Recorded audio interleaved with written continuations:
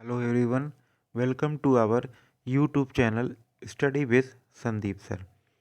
आज हम आप लोगों के लिए गोरखपुर विश्वविद्यालय द्वारा दिनांक 6/1/2023 को आयोजित बीए प्रथम वर्ष फर्स्ट सेमेस्टर समाजशास्त्र, जिसका सब्जेक्ट कोड SOC 101 है, का आंसर की लेकर आए हैं।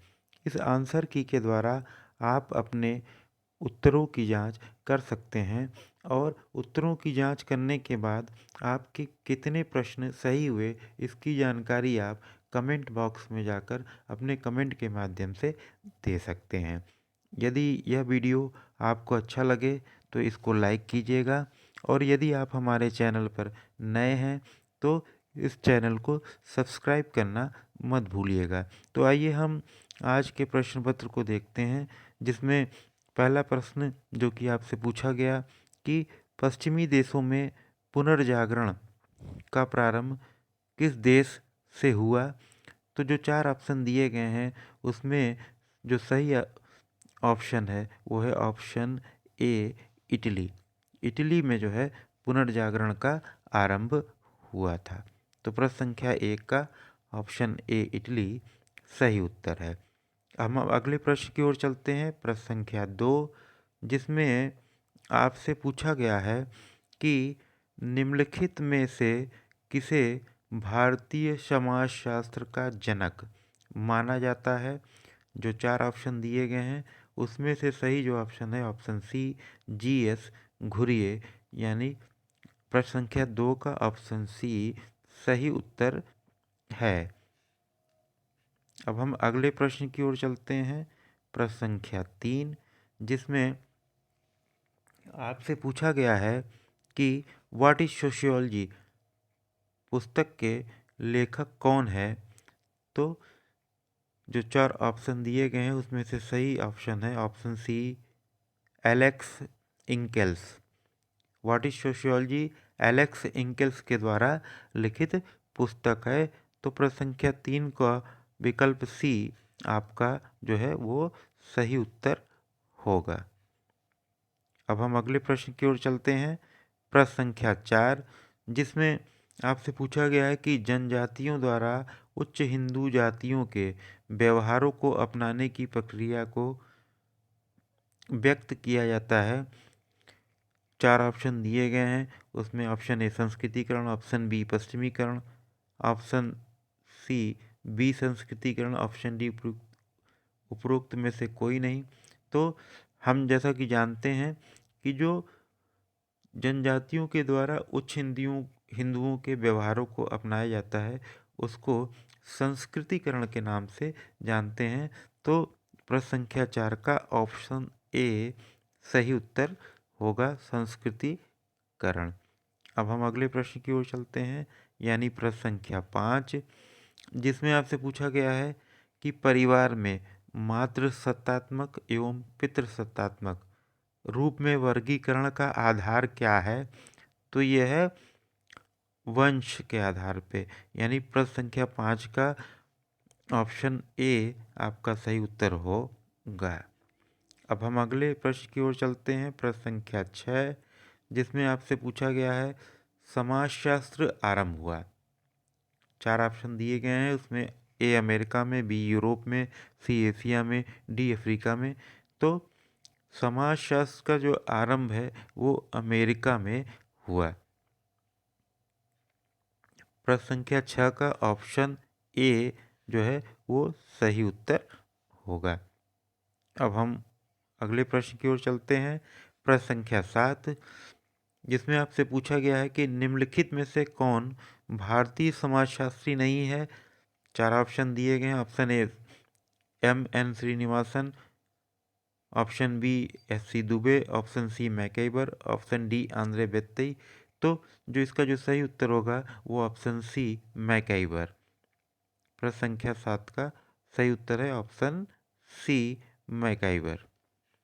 अब हम अगले प्रश्न की ओर चलते हैं, प्रश्न संख्या 8, जिसमें आपसे पूछा गया है कि वैज्ञानिक प्रवृत्ति पाई जाती है। ऑप्शन 4 दिए हैं उसमें से जो सही उत्तर होगा वो है ऑप्शन बी तटस्थ अवलोकन में। वैज्ञानिक प्रवृत्ति में हम लोग पक्षपातपूर्ण अवलोकन नहीं करते, बल्कि तटस्थ होकर के अवलोकन करते हैं। यानी प्रश्न संख्या 8 का ऑप्शन बी सही उत्तर होगा। अब हम अगले प्रश्न की ओर चलते हैं, प्रश्न संख्या 9, जिसमें आपसे पूछा गया है कि समाजशास्त्र के प्रादुर्भाव के लिए कौन सी मुख्य घटना उत्तरदायी है।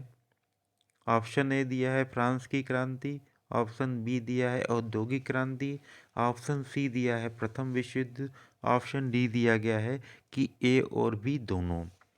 तो इस प्रश्न का जो सही उत्तर होगा वो होगा ऑप्शन ए और बी दोनों। यानी समाजशास्त्र के प्रादुर्भाव के लिए फ्रांस की क्रांति और औद्योगिक क्रांति दोनों ही घटना उत्तरदायी हैं। प्रश्न संख्या 9 का ऑप्शन डी आपका सही उत्तर होगा। अगले प्रश्न की ओर हम चलते हैं, प्रश्न संख्या 10, जिसमें आपसे पूछा गया है कि निम्नलिखित में से कौन सुमेलित नहीं है। 4 ऑप्शन दिए गए हैं। इसमें से ऑप्शन ए दिया है सोसाइटी मैकाइवर एंड पेज की, option B sociology Kingsley Davis की, option C Invitation to Sociology Peter Berger की, और option D Culture Sociology Gillin and Gillin की। तो देखिए इसमें से जो सुमेलित नहीं है वो है सोशियोलॉजी किंग्सले डेविस की।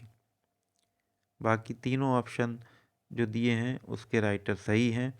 तो प्रश्न नंबर 10 का जो सही उत्तर होगा option B sociology Kingsley Davis, ये सुमेलित नहीं है।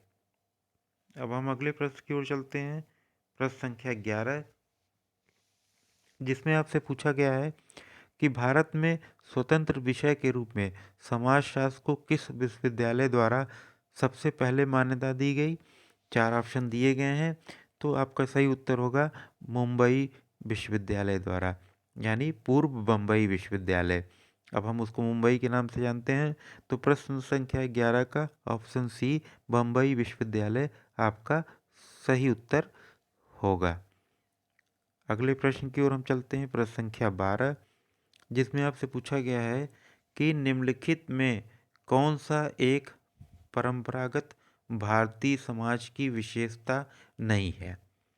4 ऑप्शन दिए गए। ऑप्शन ए जजमानी प्रथा, ऑप्शन बी संस्कार प्रणाली, ऑप्शन सी वंशानुगत पेशा, और ऑप्शन डी समरूपता।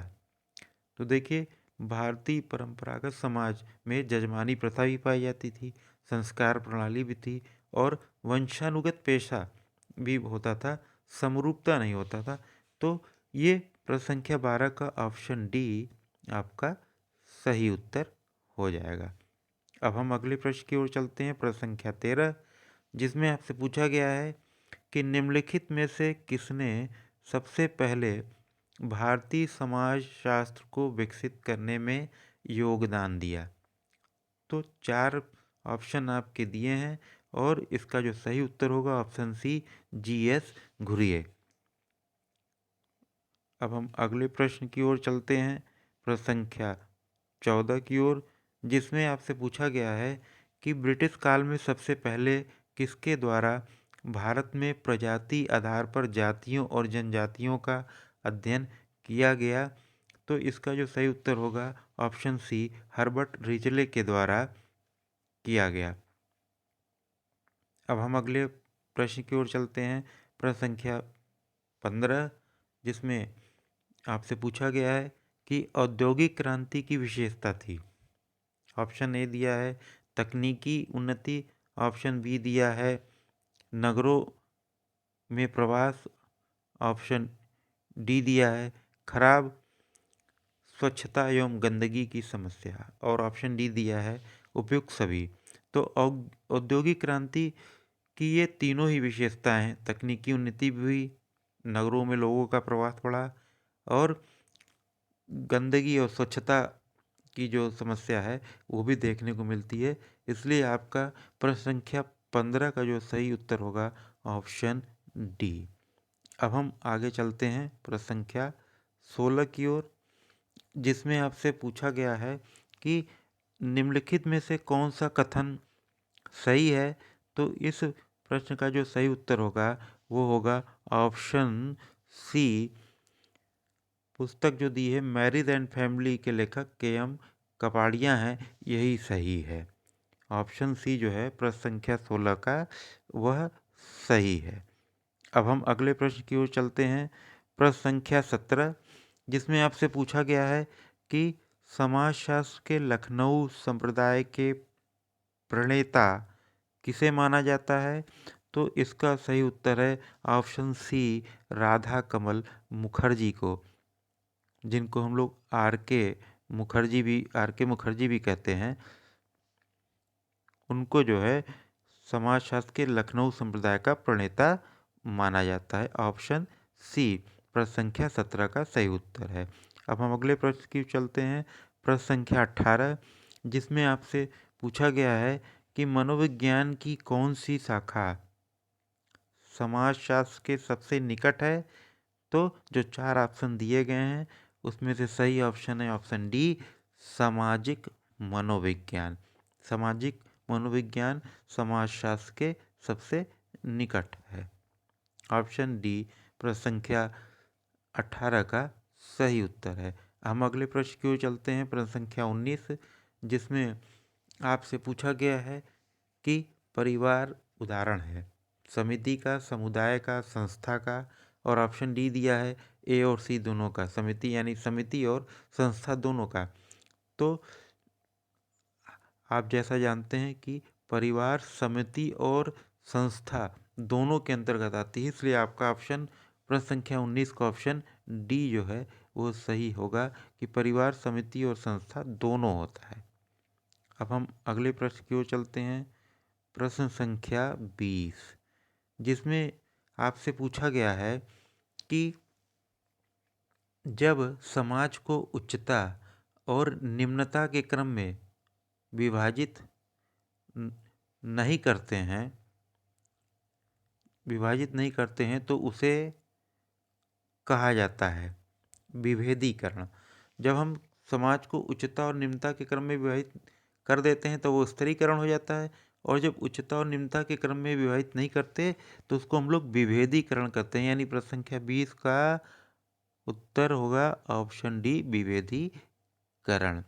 अब हम अगले प्रश्न की ओर चलते हैं, प्रश्न संख्या 21, जिसमें आपसे पूछा गया है the structure of Indian society then and now, ये किसकी पुस्तक है।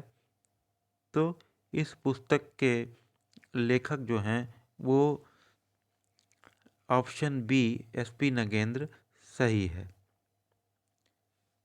अब हम आगे चलते हैं प्रश्न संख्या 22 की ओर, जिसमें आपसे पूछा गया है कि सर्वप्रथम समाजशास्त्र के लिए अगस्त काम्ट ने किस शब्द का प्रयोग किया था। तो जैसा हम सभी जानते हैं कि अगस्त काम्ट ने समाजशास्त्र नाम देने से पहले इसको सामाजिक भौतिकी, सोशल फिजिक्स के नाम से संबोधित किया था, उसका प्रयोग किया था। तो आपका जो सही उत्तर होगा वो होगा ऑप्शन सी, 22 का विकल्प सी जो है सामाजिक भौतिकी सही उत्तर है। अब हम प्रश्न संख्या 23 की ओर चलते हैं, जिसमें आपसे पूछा गया है कि निम्नलिखित में से कौन सा एक सामाजिक संबंध निर्धारित करता है। सामाजिक संबंधों को बनाने या निर्धारित करने के लिए क्या चीज़ जरूरी है, 4 ऑप्शन आपके दिए गए हैं, उसमें से जो सही विकल्प है वो है ऑप्शन डी, पारस्परिक जागरूकता। सामाजिक संबंधों के लिए जो है पारस्परिक जागरूकता का होना आवश्यक है। तो प्रश्न संख्या 23 का जो सही उत्तर होगा वो होगा ऑप्शन डी, पारस्परिक जागरूकता। अब हम अगले प्रश्न की ओर चलते हैं, प्रश्न संख्या 24, जिसमें कहा गया है कि समाजशास्त्र की भाषा में गांव क्या है। गांव को समाजशास्त्र में हम लोग किस भाषा या किस नाम से जानते हैं। तो समाजशास्त्र में गांव को हम लोग समुदाय के नाम से जानते हैं। यानी प्रश्न संख्या 24 का जो सही उत्तर होगा ऑप्शन डी, समुदाय। अब हम अगले प्रश्न की ओर चलते हैं, प्रश्न संख्या 25, जिसमें आपसे पूछा गया है कि निम्नलिखित में से कौन हिस्ट्री ऑफ ह्यूमन मैरिज नामक पुस्तक के लेखक हैं। तो यह पुस्तक वेस्टरमार्क के द्वारा लिखी गई है। तो आपका जो सही उत्तर होगा ऑप्शन बी, प्रश्न संख्या 25 का ऑप्शन बी वेस्टरमार्क सही उत्तर होगा। अब हम आगे चलते हैं प्रश्न संख्या 26 की ओर, जिसमें आपसे पूछा गया है कि निम्नलिखित में से कौन सी योजना लड़कियों की शिक्षा और उनके कल्याण से जुड़ी है। ये बहुत ही सरल प्रश्न है। तो इसका जो सही उत्तर होगा ऑप्शन डी, बेटी बचाओ और बेटी पढ़ाओ योजना। ऑप्शन डी, प्रश्न संख्या 26 का ऑप्शन डी। प्रश्न संख्या 27 की ओर हम चलते हैं, जिसमें आपसे पूछा गया है कि विवाह का प्रमुख कार्य क्या है। जो 4 विकल्प दिए गए हैं उसमें से जो सही विकल्प है वह है यौन जीवन का विनियमन विवाह का एक प्रमुख कार्य है। तो 27 प्रश्न का ऑप्शन ए, यौन जीवन का विनियमन सही उत्तर है। प्रश्न संख्या 28 को हम देखते हैं, जिसमें आपसे पूछा गया है कि निम्नलिखित में से कौन एक ग्रामीण समुदाय और ग्रामीण समुदाय में अंतर करता है। देखिए ये जो हिंदी में प्रश्न लिखा है और इंग्लिश इसका वर्जन देखिए, तो इंग्लिश वर्जन में स्पष्ट रूप से लिखा है कि नगरीय और ग्रामीण समुदाय में अंतर की बात ये कर रहे हैं, और हिंदी में गलत प्रिंट हो गया है कि ग्रामीण और ग्रामीण। एक्चुअली में यह प्रश्न जो है नगरीय और ग्रामीण समुदाय में यानी नगर और गांव में अंतर को पूछ रहे हैं कि कौन से ऐसे ये तत्व हैं जो दोनों में अंतर करते हैं। आपके 4 ऑप्शन दिए गए हैं, यातायात के साधन, संचार के साधन, व्यावसायिक भिन्नता और विवाह का स्वरूप। तो जो इसका सही उत्तर होगा वो होगा ऑप्शन सी, व्यावसायिक भिन्नता। गांव में तरह तरह के व्यवसाय पाए जाते हैं, जबकि अरे शहरों में तरह तरह के व्यवसाय पाए जाते हैं, जबकि गांव में व्यावसायिक भिन्नता कम देखने को मिलती है। इसलिए प्रश्न संख्या 28 का ऑप्शन सी सही उत्तर होगा। अब हम आगे चलते हैं प्रश्न संख्या 29 की ओर, जिसमें आपसे पूछा गया है कि निम्नलिखित में से कौन सा एक सामाजिक अस्थिरीकरण से विशेषीकृत है। तो इसका जो सही उत्तर होगा ऑप्शन ए, केवल परंपरागत समाज। जो परंपरागत समाज होता है वो सामाजिक स्त्रीकरण से विशेषीकृत होता है। ऑप्शन ए, प्रश्न संख्या 29 का सही उत्तर होगा। अब हम आगे चलते हैं प्रश्न संख्या 30 की ओर, जिसमें आपसे पूछा गया है कि इसमें सुमेलित करने के लिए कहा गया है, मैच कराने के लिए, और किताबों के नाम दे दिए गए हैं और उसको आपको मैच कराना है। जिसमें पहला दिया है कि भारतीय ग्राम एस.सी. दुबे की, दूसरा दिया है आधुनिक भारत में सामाजिक परिवर्तन एम.एन. श्रीनिवास की, तीसरा दिया है भारतीय परंपराओं का आधुनिकीकरण योगेंद्र की, और चौथा दिया है आधुनिक समाजशास्त्री सिद्धांत में कर्मकांडों की अवधारणा प्रोफेसर एस.पी. नगेंद्र की। तो ये चारों विकल्प दिए गए हैं, चारों सही क्रम में ही दिए गए हैं। भारतीय ग्राम एस.सी. दुबे की ही है, आधुनिक भारत में सामाजिक परिवर्तन ये श्रीनिवासन की है, ऑप्शन सी जो दिया है भारतीय परंपराओं का आधुनिकीकरण योगेंद्र सिंह, ये भी मैच है। ऑप्शन डी दिया है आधुनिक समाजशास्त्री सिद्धांत में कर्मकांडों की अवधारणा, ये प्रोफेसर एस.पी. नगेंद्र की है। यानी इसका ऑप्शन ए सही उत्तर होगा। प्रश्न संख्या, इसका ऑप्शन ए सही उत्तर होगा। ए में 1 आएगा, बी में 2 आएगा, सी में 3 आएगा और डी में 4 आएगा। अब अगले प्रश्न की ओर हम चलते हैं, प्रश्न संख्या 31, जिसमें आपसे पूछा गया है कि नाबार्ड की स्थापना हुई थी। तो नाबार्ड की स्थापना सन 1982 में हुई थी। प्रश्न संख्या 31 का जो सही उत्तर है ऑप्शन ए। अब हम आगे चलते हैं प्रश्न संख्या 32 की ओर, जिसमें आपसे पूछा गया है कि निम्नलिखित में से सही कथन का चयन कीजिए। इसमें ऑप्शन ए दिया है भौतिक मानवशास्त्र समाजशास्त्र की एक प्रमुख शाखा है। ऑप्शन बी, समाजशास्त्र तथा राजनीतिक शास्त्र सत्ता और प्रभुत्व के अध्ययन में समान रुचि ली जाती है। ऑप्शन सी, सामाजिक मानवशास्त्र वह विज्ञान है जो मानव की उत्पत्ति सामाजिक मानवशास्त्र वह विज्ञान है जो मानव की उत्पत्ति का वर्णन करता है। और ऑप्शन डी है, सभी सामाजिक विज्ञानों के सिद्धांत प्राकृतिक विज्ञानों की तरह होते हैं। ये 4 ऑप्शन में से आपको सही कथन का चयन करना है। तो भौतिक मानवशास्त्र समाजशास्त्र का एक प्रमुख शाखा, ये गलत है। ऑप्शन बी जो दिया है, समाजशास्त्र राजनीतिक शास्त्र में सत्ता और प्रभुत्व के अध्ययन में समान रुचि ली जाती है, ये सही है। और ऑप्शन सी और डी जो है वो गलत है। तो आपका जो सही उत्तर होगा वो ऑप्शन बी हो जाएगा। अगले प्रश्न की ओर हम चलते हैं। प्रश्न संख्या 33 की ओर, जिसमें आपसे पूछा गया है कि उत्तर प्रदेश के निम्नलिखित विश्वविद्यालयों में से किसमें समाजशास्त्र का पठन पाठन सबसे पहले प्रारंभ हुआ। तो जो 4 ऑप्शन दिए गए हैं उसमें से ऑप्शन बी लखनऊ विश्वविद्यालय आपका सही उत्तर है। लखनऊ विश्वविद्यालय में जो है 1921 में समाजशास्त्र विषय का पठन पाठन प्रारंभ हुआ था। प्रश्न संख्या 34 की ओर हम चलते हैं, जिसमें यह पूछा गया है कि यह किसने कहा कि समाजशास्त्र दर्शन के विकास में प्रत्यक्ष योगदान कर सकता है। तो यह कथन दुर्खीम का है। प्रश्न संख्या 34 का ऑप्शन सी आपका सही उत्तर है। अगले प्रश्न की ओर चलते हैं। प्रश्न संख्या 35, जिसमें आपसे पूछा गया है कि गोरखपुर विश्वविद्यालय में समाजशास्त्र विभाग कब स्थापित हुआ। तो जो इसका सही उत्तर है वो होगा 1960 में गोरखपुर विश्वविद्यालय में समाजशास्त्र विभाग की स्थापना की गई।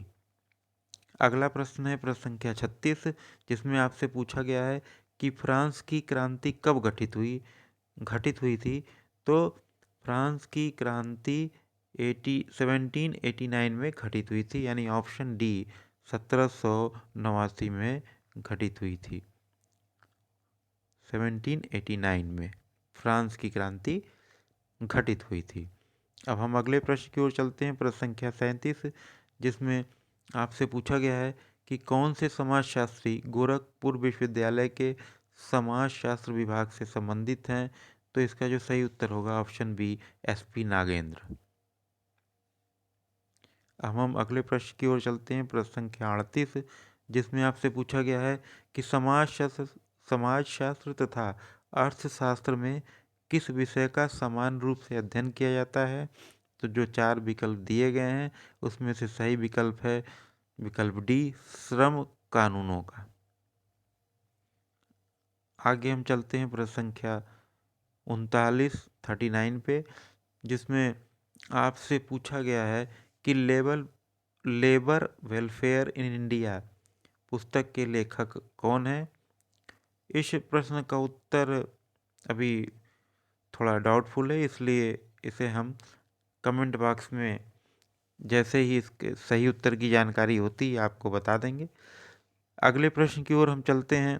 प्रश्न संख्या 40, जिसमें आपसे पूछा गया है कि निम्नांकित में से कौन समाजशास्त्र तथा सामाजिक मानवशास्त्र दोनों की विषय वस्तु के अंतर्गत आता है। तो आपके ऑप्शन दिए गए हैं नातेदारी, सामाजिक संरचना, संस्कृति और ऑप्शन डी उपरोक्त सभी। तो समाजशास्त्र और सामाजिक मानवशास्त्र दोनों में इन तीनों चीज़ों का ही अध्ययन किया जाता है, इसलिए आपका जो सही उत्तर होगा वो होगा उपरोक्त सभी, यानी ऑप्शन डी। ऑप्शन डी जो है प्रश्न संख्या 40 का सही उत्तर होगा कि समाजशास्त्र और सामाजिक मानवशास्त्र दोनों में नातेदारी, सामाजिक संरचना और संस्कृति का अध्ययन किया जाता है। तो ये आपके 40 प्रश्न थे, जिसमें से एक प्रश्न के उत्तर में थोड़ी शंका होने के कारण उसको मैं अभी नहीं स्पष्ट कर रहा हूँ।